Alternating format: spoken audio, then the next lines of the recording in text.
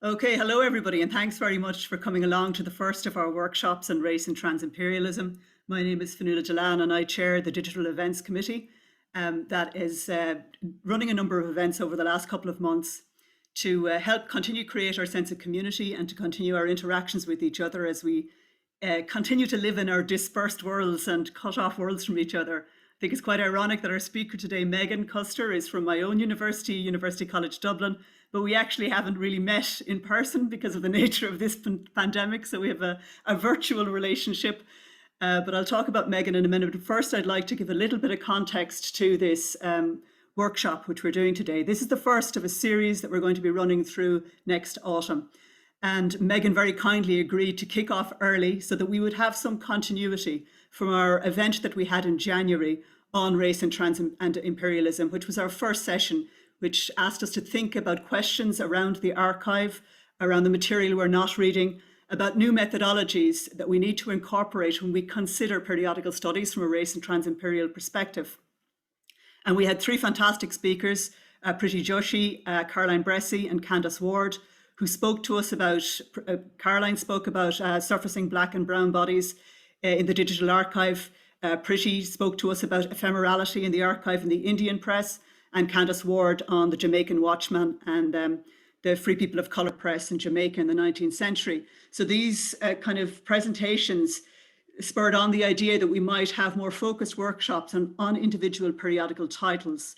So there are some incredible work going on both in special issues in our field in Victorian studies and by other organizations, scholarly organizations like NAFSA's fantastic Race and Trans Imperial Reading Group.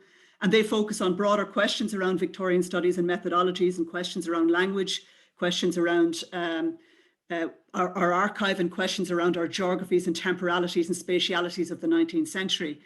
We have the advantage here in the Research Society of Victorian Periodicals for focusing on what it is the periodical and newspaper press bring to these debates.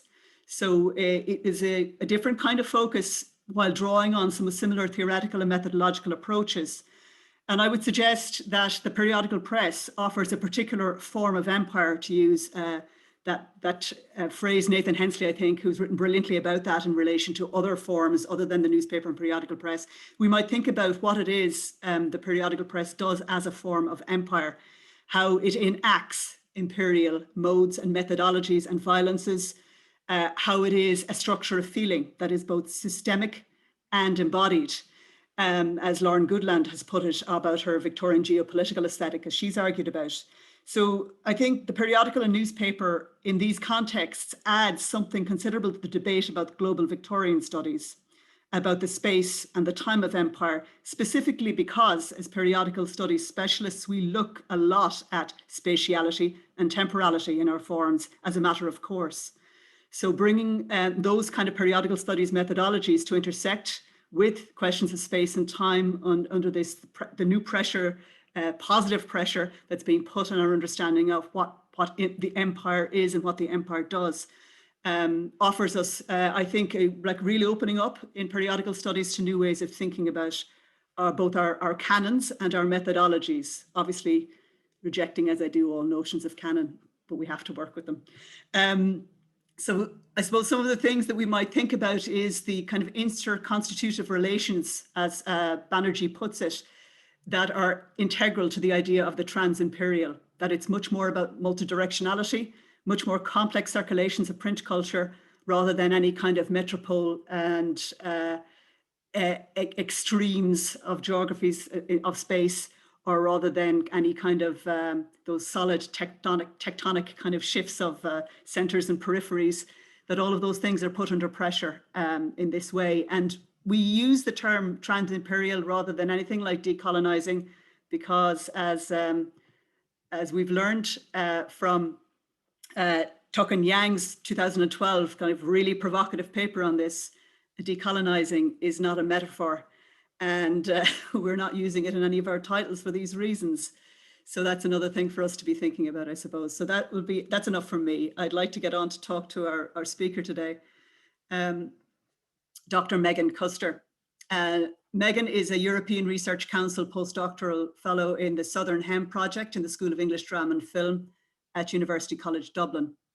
Her current project focuses on environment, capital and labour in colonial New Zealand. And she has an article on William Colseno's Botanical Archive and Indigenous Labour forthcoming in the July 2021 issue of the Journal of Colonialism and Colonial History. Megan's is the first presentation in a workshop series on race and Transimperialism, and the remainder workshops will be happening in the autumn. Megan very kindly stepped in to bridge the gap between our January workshop and the autumn because we wanted some kind of connecting event. I'm delighted to say that Vaibhav Singh and Faria Sheikh have already agreed to present to us in October and November. Vaibhav Singh is a recent Kern awardee, and he will talk to us about typology in the Indian press, and Faria Sheikh will talk to us about colonial settler periodicals.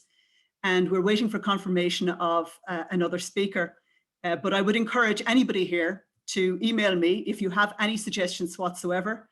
I would like the suggestions to come from experts in the field who are gathered here rather than from me. I'm not an expert in this field. So I look forward to any suggestions that you make, and we will see if we can continue this on into perhaps January 2022. So I'll hand you over to Megan now, who's going to talk to us today about the Journal of the Polynesian Society, and in particular about returning citation and questions about Indigenous contributorship. That's a hard word to say, contributorship, raised by some of the features of the Journal of the Polynesian Society in the late 19th century. She's also going to outline some of the ways that she has been drawing on critical Indigenous studies methodologies to explore recontextualizations of the absent presence of Indigenous knowledge brokers. So she will be taking us through the journal after outlining some kind of contextual issues. And after about 30 minutes, there'll be time for questions and some discussion and interactions, including, if anybody has had the time to read them, some of the pieces that we sent around to people who are registered for this workshop. I'll talk about what we will do in terms of establishing secondary reading and continuing reading after Megan's presentation. But for now, I'll hand you over to Megan. Thanks, Megan. Thanks so much, Fionnuala, and thanks for the introduction and the invitation. And thanks to everyone for coming on the call this evening or whatever time it happens to be where you're calling in from. And as Fionnuala said, what I'm going to talk about today is part of my ongoing research into the topic of the role of Indigenous labour and knowledge production in the shaping of the 19th century global natural history trade.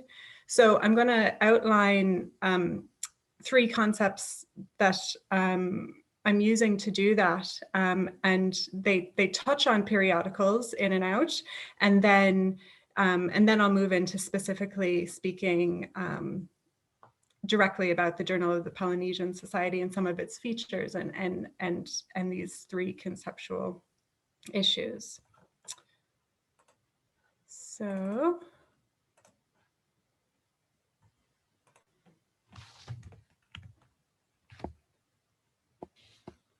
So yeah, I wanted to start by saying, as a person raised in settler culture with the aim to recuperate the contributions of Indigenous people and societies to colonial natural history, I started my examination of the colonial science archives at the point where young Charles Darwin visited New Zealand in 1835.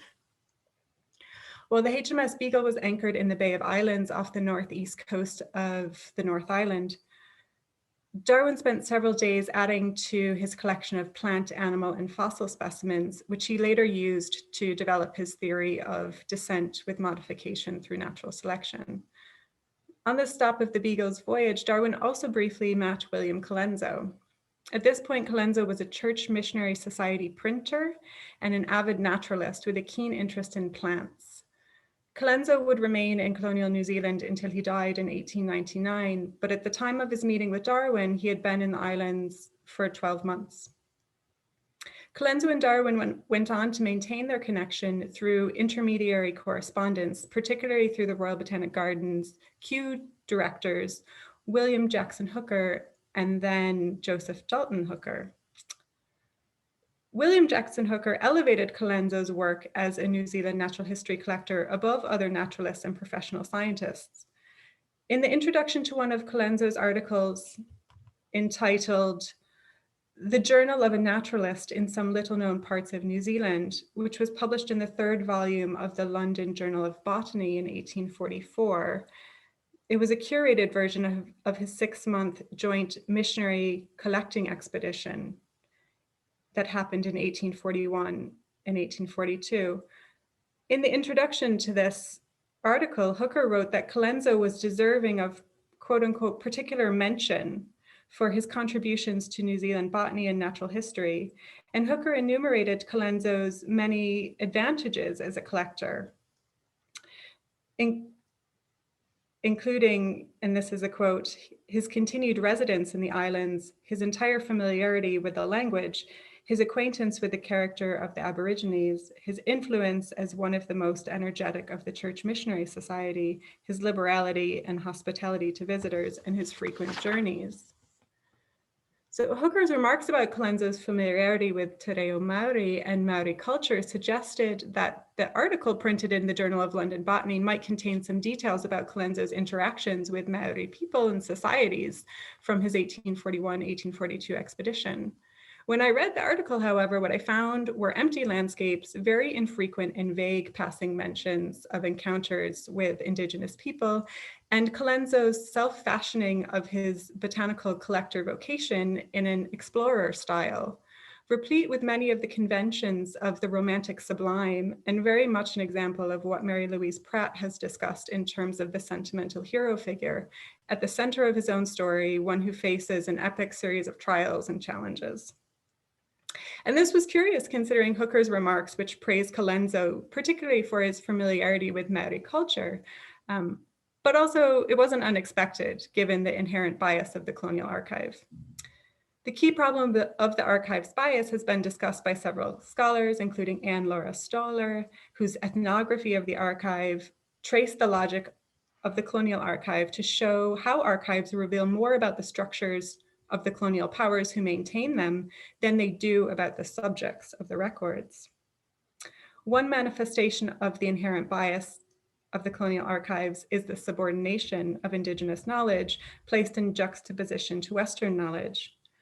Rather than being accorded equal value, colonialism places these, according to Lynette Russell, incommensurable ontologies in a hierarchical relationship.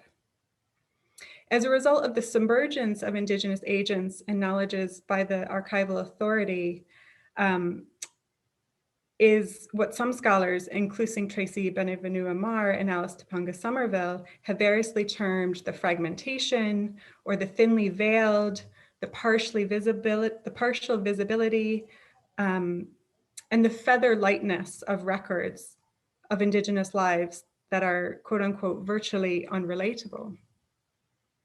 Colonial mechanisms for elevating Western knowledge and devaluing Indigenous knowledge are rife in 19th century narratives of scientific expeditions. And scholars have noted that although Indigenous intermediaries were vital to much of natural history fieldwork, the knowledge and the labor they provided became hidden or invisible within exploration texts. It's been further argued that the trace presence of Indigenous lives in the colonial archive represent just the exceptional instances in which colonial observers took notice of Indigenous people, knowledge, and labor in response to particular colonial requirements of expeditions, such as the need for reliable and faithful brokers and translators. Following this logic, scholars have observed that one consequence of this is that archivally, Indigenous people appear, according to Maria Nugent, quote, in roles sanctioned by colonial imperialism, and their total identity and experiences are always obscured. So the issue of interpreting these absent presences in ways that release the residue of their meaning beyond what colonial explorers and the keepers of their exploration narratives have often attributed to them warrants purposeful theorization. So really it's with these frameworks of examining the archive in mind that I looked at Colenso's unpublished Bush Journal of the same 1841-1842 joint missionary natural history expedition.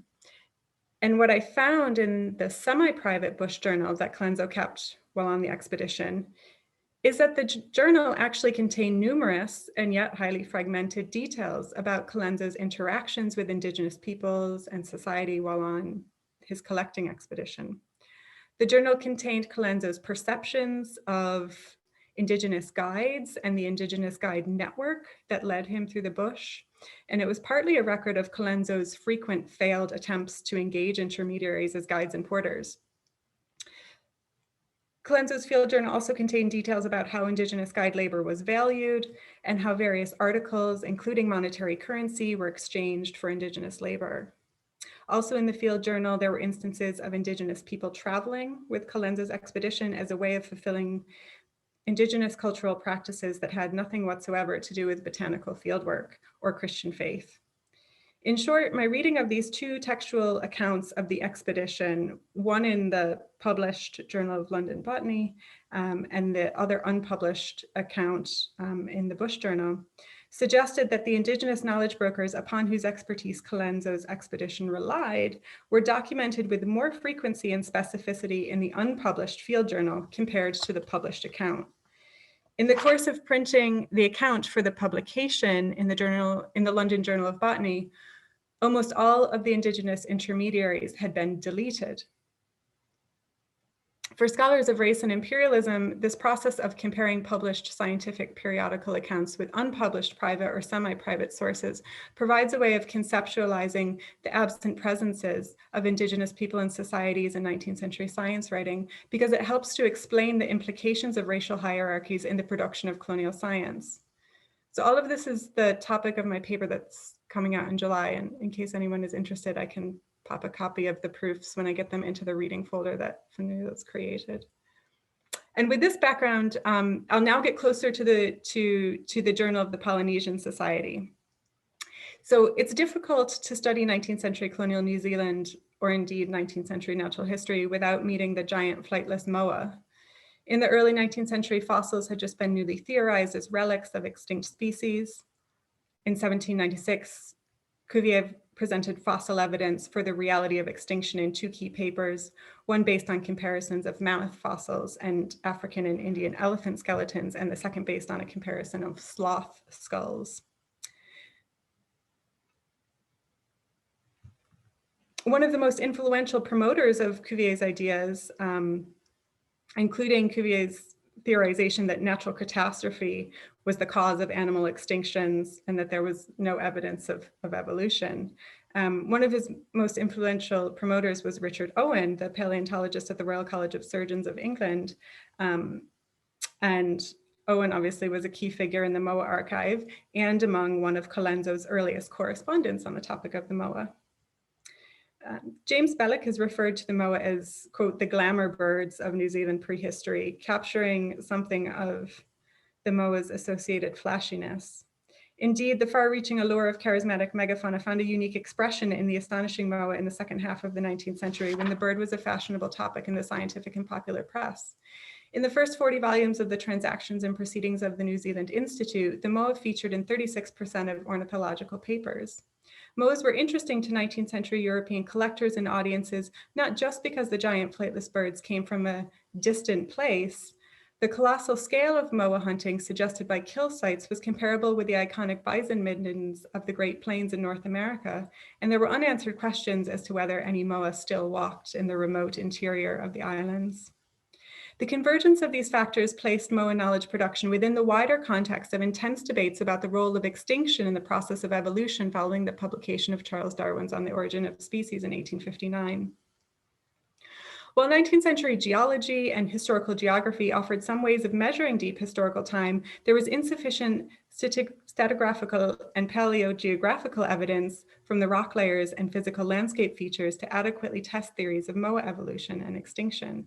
So examinations of accounts of the Moa in the colonial archive determined that European scientists and missionaries were assembling Indigenous lore and Indigenous stories as a way to supplement the evidence base. And so I started to become curious about this process of the collection, translation, and corroboration of stories between scientists, collectors, and Indigenous agents, or what I call the labor of lore. Indigenous Studies scholars Joanne Archibald, Jenny Lee Morgan, and Jason DeSantolo have emphasized the importance of Indigenous narratives to colonial knowledge production, arguing that Indigenous storytaking and storymaking was a vital part of how Western research was used as, quote, a critical tool of colonization to devalue Indigenous knowledge, people, and practices, and to misrepresent and misappropriate Indigenous stories.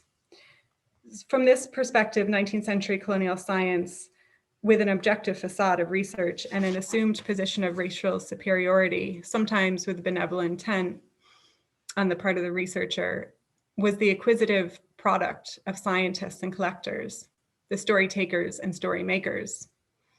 And that phrase, the story takers and story makers, is a phrase that, that Archibald and Lee Morgan and DeSantolo use. These story takers and story makers who drew on traditional Indigenous stories, myths, poetry, and idioms to advance a Western scientific research program.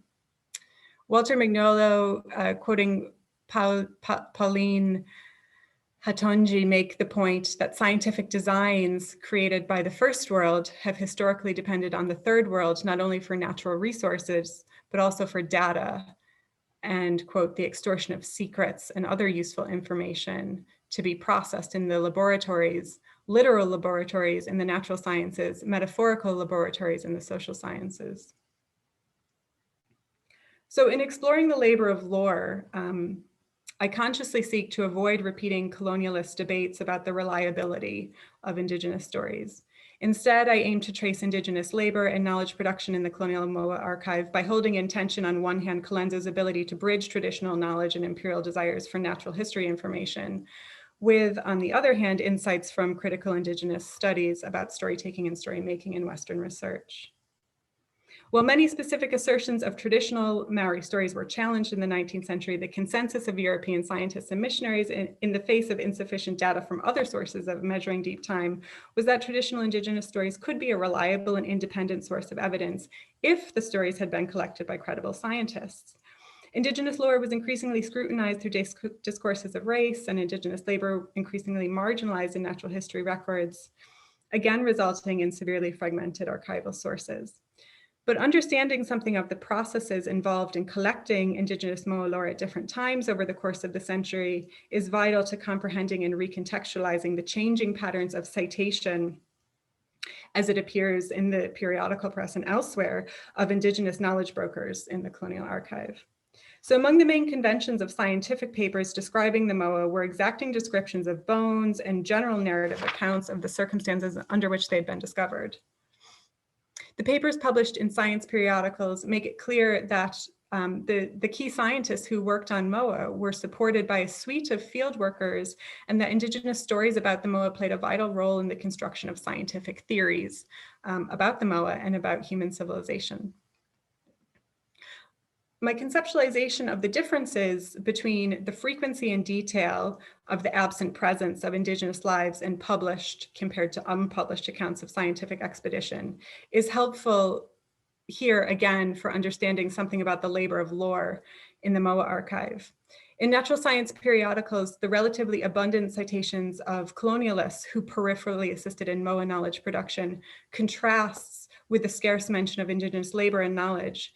Even in unpublished texts that mention the brokerage of Indigenous lore, the reference is typically vague because colonial bias almost always deselects the inclusion of names, time, and place of transmission.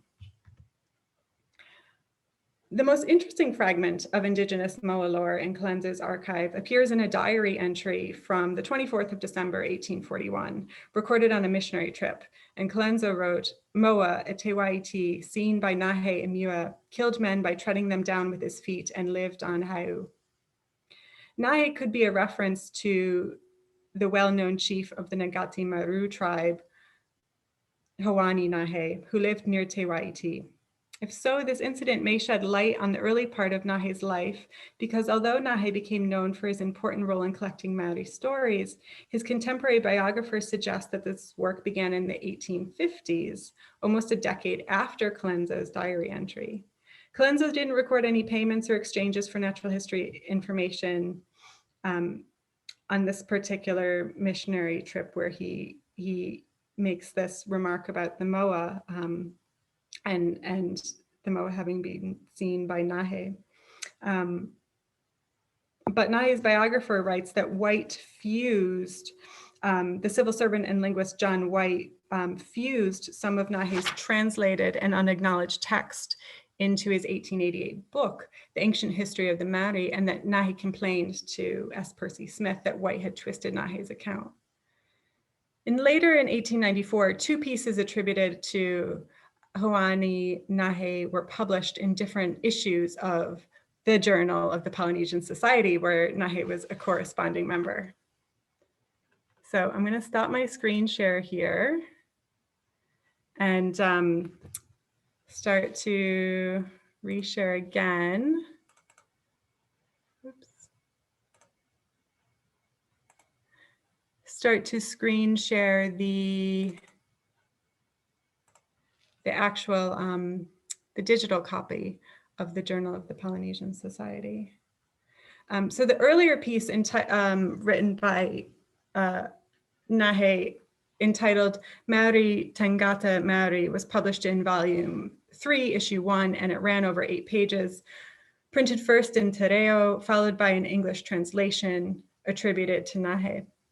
The second piece, printed in volume 3, issue 4, is attributed to Nahe, but was printed posthumously and only in Te Reo.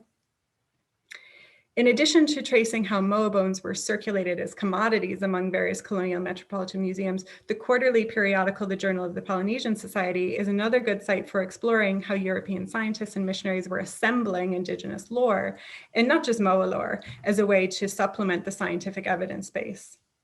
So I'll invite you on a little tour here around the digital version of the journal and point out some of the features in the journal that I think can help to investigate the labor of lore. So on the landing page, there's an introduction to the journal that gives 1894 as the year of the periodical's establishment, and it also places the journal within the context of its historical relationship to the Polynesian Society and its affiliation to the University of Auckland. And the introduction names some of the different editors and the different kinds of contributors, which could be an interesting feature for scholars doing posing research questions about how editorial voices shape a periodical and the complexities that arise with the inclusion of different voices, multiple discourses, and then again, the processes of translation at work in colonial periodicals. The landing page also provides some details about the accessibility of the digital copy. And I can't help but point out, considering the issues surrounding the citation of Indigenous knowledge brokers that I've been talking about, that the landing page does not give a reference for the included artwork on the left. So if we enter, we can navigate this digital copy and go to volume 3, issue 1, where one of Hoani Nahe's Te Reo Maori articles appears.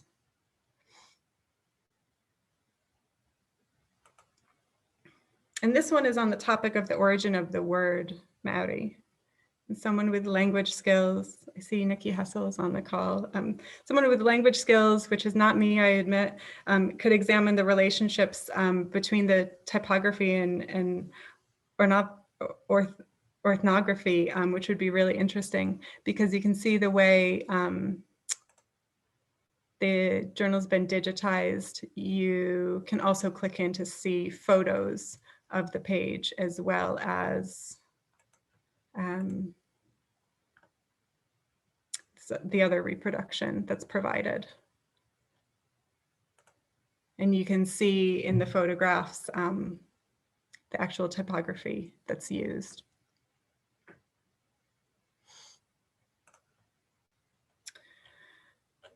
So if I navigate now to, let me go back to volume 3, issue 2, notes and queries, we can take a look at some of the material related to photographic visual content and identify the question of how the periodical uses different forms in the processes of lore extraction. This is volume 3, number 2.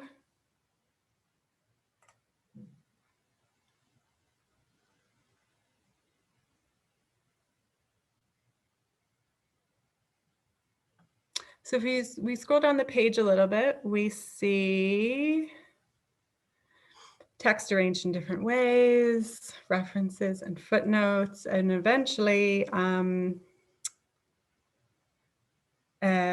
digitally reproduced photograph labeled Ancient Combs from Samoa.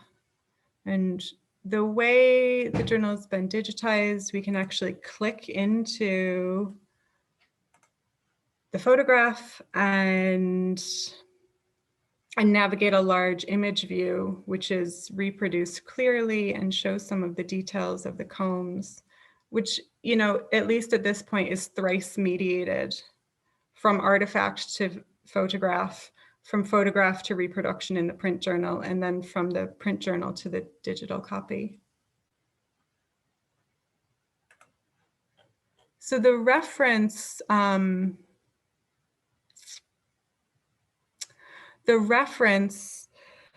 reads,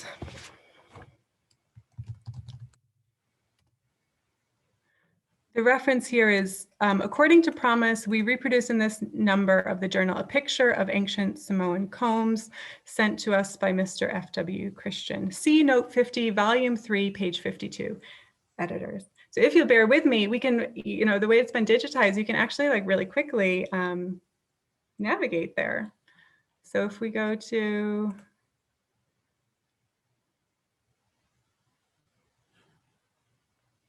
volume 3, issue 1.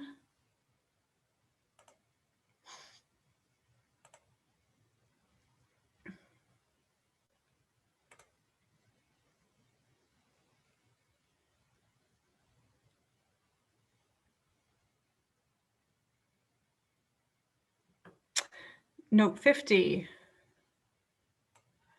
Mr. F.W. Christian forwards to the Society a photograph of some ancient Samoan combs of beautiful workmanship.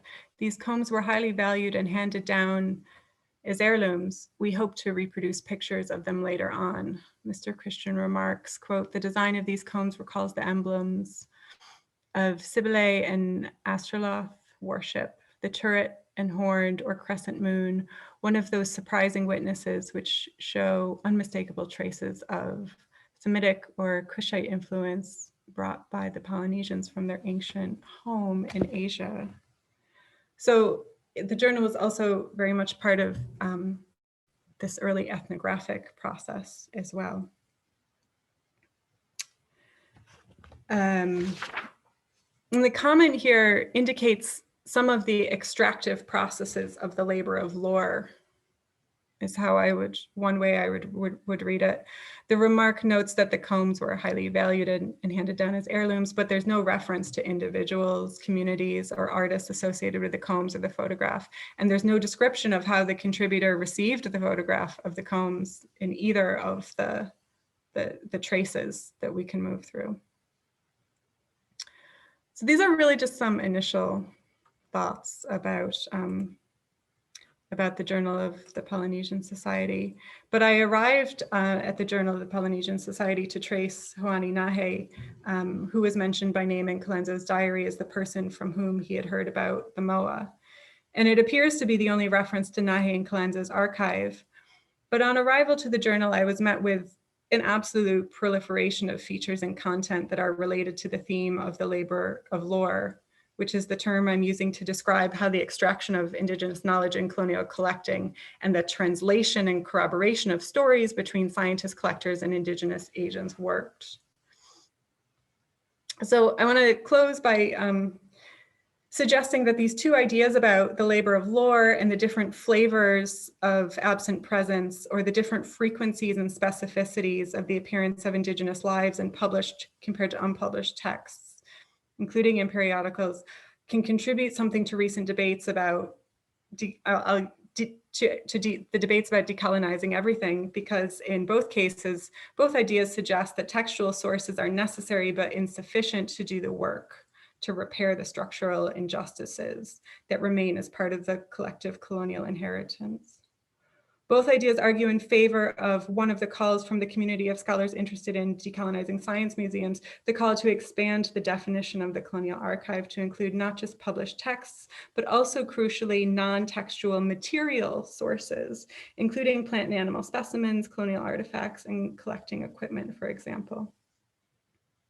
So it suggests that expanding the definition of the archive to include both textual and non-textual sources in examinations of the role of Indigenous labor and knowledge production in shaping the 19th century global natural history trade offers one way of productively troubling the language tropes of empiricist science. Moreover, and crucial to the integrity of Indigenous studies research ethics, Indigenous scholars have called on non-Indigenous scholars to do the work of productively troubling the language tropes of imperious science by opening up spaces where humans can experience objects' vitality. Expanding the archive could therefore perhaps help institutions that were forged through imperialism to respond to these widespread calls to do a better job of acknowledging historical institutional associations with colonialism, including slavery and the dispossession of Indigenous peoples. And so in this way, expanding the definition of the archive could perhaps support contemporary institutions to publicly reckon with their pasts and the specific ways in which the material specimen collections of natural history museums and botanic gardens bear the fingerprints of colonialism in a more agential way. For those of us using periodicals to work on the topics of race and imperialism, race and transimperialism, and specifically doing the work of recuperating marginalized lives that have been submerged in the archives, I think these ideas about the labor of lore, absent presence, and a widened definition of the archive perhaps helpfully gesture towards questions about the boundaries of the usefulness of textual sources, and also perhaps suggest some points of opportunities around more interdisciplinary research and collaborative public engagements. So thanks for listening. Thank you so much, Megan, for that fascinating tour of the Journal of the Polynesian Society, but also obviously that the labour of lore is a very kind of important term, I think, that you've introduced to us in considering how we read the colonial archive. And obviously how we have to do the work, as you pointed out, of reformulating our language and rethinking our language.